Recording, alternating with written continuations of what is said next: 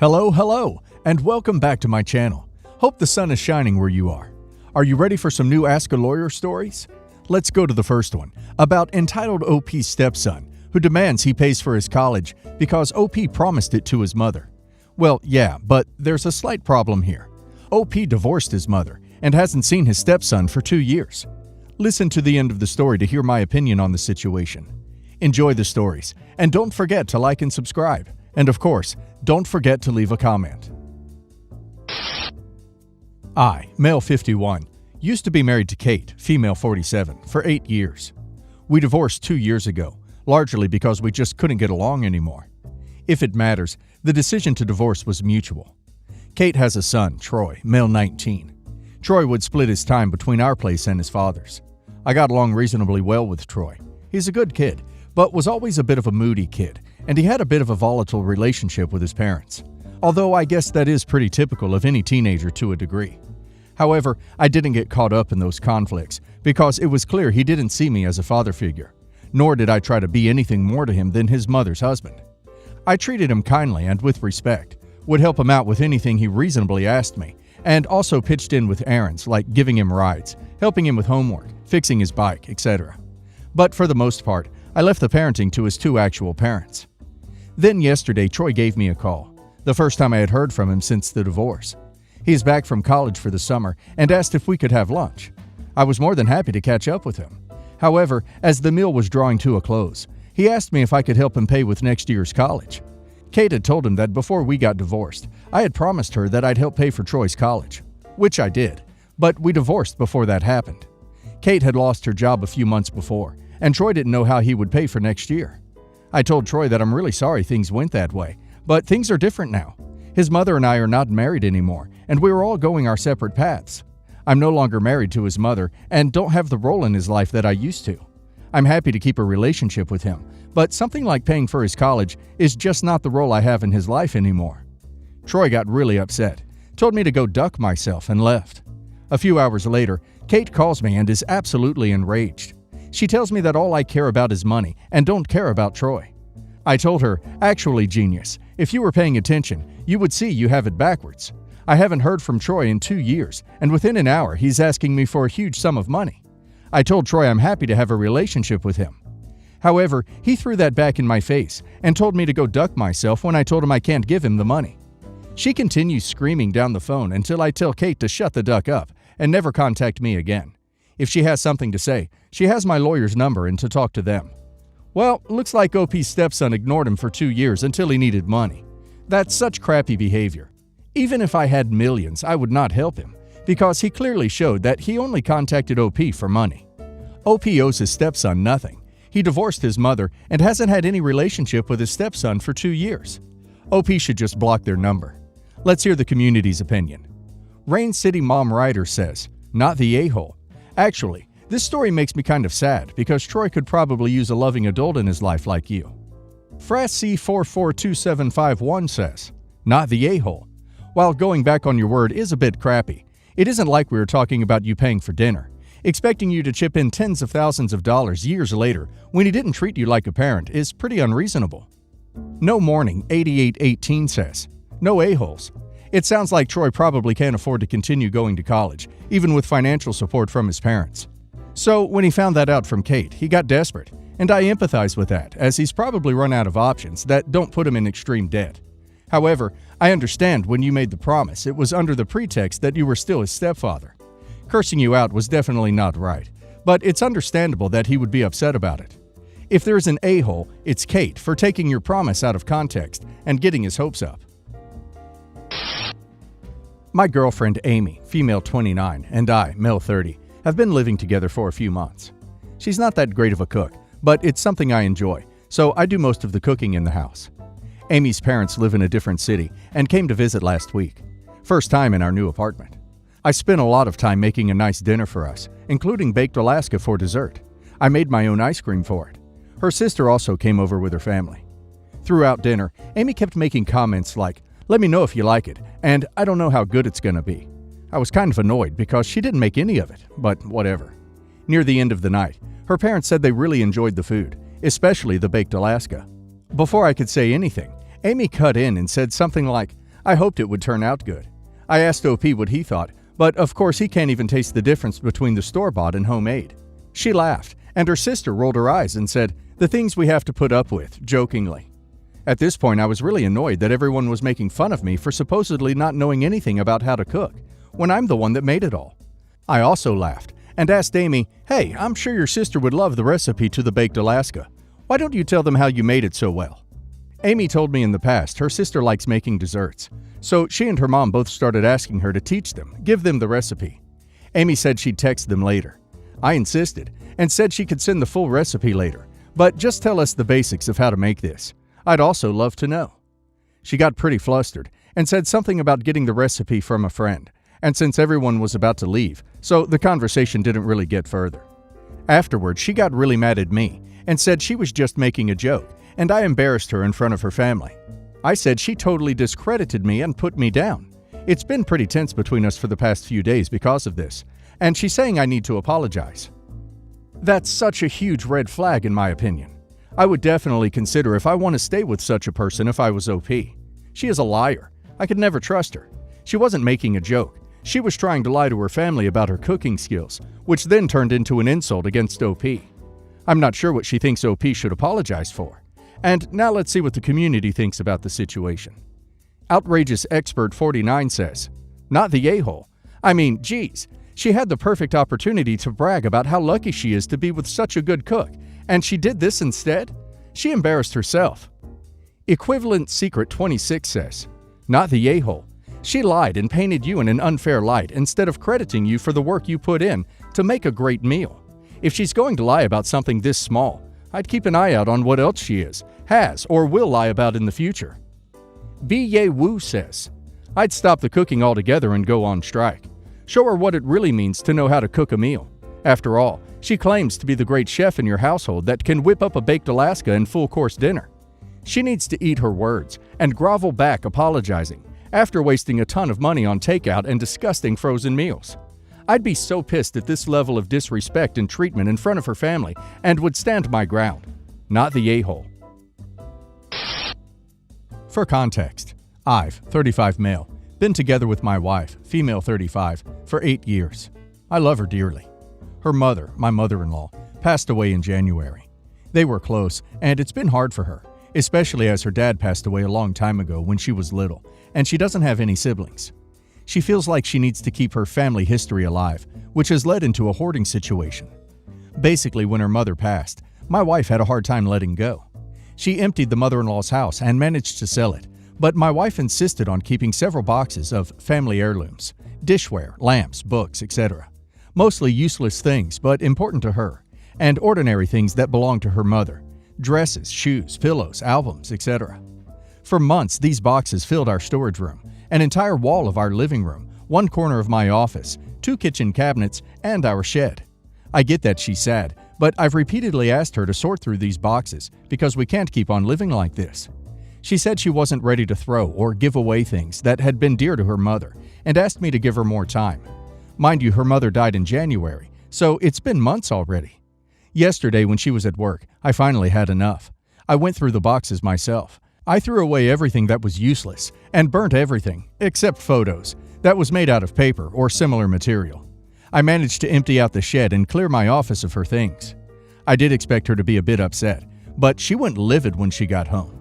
She kept crying for hours and wouldn't speak to me. Now she's saying she wants me to go to my parents' because she can't stand to look at me. I pointed out we own this house together and that she just can't kick me out. I understand she needs time, but I need my living space, and ultimately, I was just trying to help her to move on. So, am I the a-hole? Wow. OP is the biggest a-hole ever. I would divorce him straight away if I was his wife. That's a horrible thing to do, especially when his wife lost her mother recently. OP has zero empathy, and I really think he just destroyed his family. Let's see what the community has to say about the situation. Orange Cubit says, "You're the a-hole. If my husband took my box of family heirlooms and set it on fire like a cartoon villain, I would leave him too. There is no coming back from this." Same Potential 6711 says, "You're the a-hole. Less than 7 months. I'm assuming it took you a while to sort the house. Is not nearly enough time to decide you can't live like this, dude. Your wife is grieving and asked for time. You violated her trust and her boundaries. This will be extremely hard to come back from. Careful Bumblebee 10 says, "You're the a-hole. Enjoy divorce court. You're callous and cold. There's no looking at this from your perspective. You threw out her connection to the last living family member she had. You deserve nothing but divorce papers." Here are the facts. 8 months ago, my half-sister and husband were in a 4x4 rollover. He wasn't wearing a seatbelt and was thrown from the vehicle. After 5 days and multiple tests with various doctors weighing in, she ended life support because they all showed he had little to no brain activity. My opinion, this was the right call. He would never have wanted to live his life incapacitated. PSA, she walked away from the accident unharmed because she was in a seatbelt. They had been together almost 10 years, from when she was 19, but were only married for 2 years. She's a widow at 29, which is tragic. He was also the sole income in the household. About 6 weeks after the memorial service, she posted pictures with a new guy on Facebook. I'm not on social media often, but I had family and close friends reach out to me, asking if she was already dating, and shocked she's moved on so quickly. My best friend asked me if they had seen each other before my brother-in-law passed, but no one contacted her directly because they weren't comfortable approaching the subject. These were friendlies on Facebook, not gossips or haters. It's been about 5 or 6 months since the post with the other guy started, and they've increasingly become more serious as a couple with more frequent and cozy posts. She had never said a word about him when we would talk or text on the phone until a few weeks ago, when the "am I the a-hole" conversation happened. We're not close. We have different moms and a significant age gap. I'm more like her aunt. She's always been somewhat financially dependent on my parents, but now she's living solely off my parents, and the GoFundMe intended to go toward my brother-in-law's medical bills. I finally broke down and told her that these posts and the fact that she's moved on so quickly are in poor decorum and amoral. I did my best to be diplomatic but firm because this was very serious. Side note, I work in sales, so I'm a total dummy regarding delicate communications. When she pushed back, I said that the optics of pulling the plug on her husband and then having someone so quickly were terrible. Not to mention, what kind of guy moves in on a widow weeks after she lost her husband? Then her mother called me and told me that I crossed the line in what I said, and I should have been more sensitive, and a lot of widows move on quickly. My dad isn't communicating with me now either. At the same time, my dad was inconsolable about my brother-in-law's passing because they were close. The dude hasn't even been gone for 8 months. I find it stunning that no one has said anything to her and that she didn't think it was terrible to post this on Facebook. And it's crazy my parents are defending such awful behavior. Even if she's spending time with someone, why post it online? The internet never forgets. Am I the a-hole here? Everyone grieves differently, and everyone moves on differently. OP shouldn't judge her because she doesn't know how she feels, and also, it's her life and her choice. I personally think it's in poor taste to post the dude on social media so soon, but OP should mind her own business. Let's see what the community has to say. Mobius Stripping says, "You're the a-hole. She's 29. Maybe in 10 years she will realize that she did not process her grief in a healthy way. Maybe she's decided life is too short to wait for the next person. Maybe she's still in shock. In any case, you did not approach her with concern and empathy. You came with amoral and optics, and so you are the a-hole." Between Weeb and Otaku says, "You're the a-hole, and it's really hard to see how anyone could say otherwise. Hey, you know how you're finding joy and rebuilding your life after a horrible traumatic experience? It looks awful, so stop." Bubbly Chicken 9358 says, "You're the a-hole. You don't get to decide how other people grieve. You don't get to decide what is not too soon for another person. And you most certainly are not the arbiter of what is appropriate for anyone other than yourself. Also, those people who reached out to you to talk about her Facebook posts? They are both gossips and haters, as they specifically reached out to you, and heaven knows how many other people, to make sure you were aware that your sister was dating and that they felt it was too soon. That's gossip and hatred." My wife has a friend, we'll call Beth, that is a single mom, but gets a lot of help from her parents. They often watch her kid, allowed them to move in rent-free while she was getting settled after relocating, things of that nature. She is pretty ungrateful about all the help she gets. I've heard her complaining about her parents over things like them asking her to get milk on her way home from work and having to take care of her mom while she was sick with virus. She also expects her parents to watch her kid without giving any notice. Beth also has a really negative opinion about all men, stemming from her terrible choices in partners, and is antagonistic and vocal about it. She loves to pick fights with the dads in the friend group about how men don't contribute domestically, and they're all oppressive scum. Dads in the friend group are very involved with their children and are good domestic partners that put in their fair share.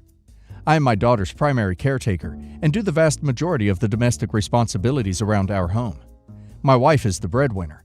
My wife is very happy with my parenting and our division of labor in our home. I also make sure my wife gets leisure time free of our daughter whenever she wants it. This has done little to dissuade Beth from making disparaging comments. We all recently went to an event at a park. This event wasn't really my thing, but I went along to keep our daughter occupied. This way my wife could relax and enjoy catching up with her friends without having to chase around our high-energy preschooler. Beth commented that it's nice my wife has a babysitter, as if me spending time with my daughter is babysitting and not parenting. Beth and my wife have plans coming up to go to a crafting workshop. While discussing their plans for the day, Beth asked my wife if I'd babysit her kid, since I'd be staying home with my daughter. She did not offer to pay, so my wife shot her down.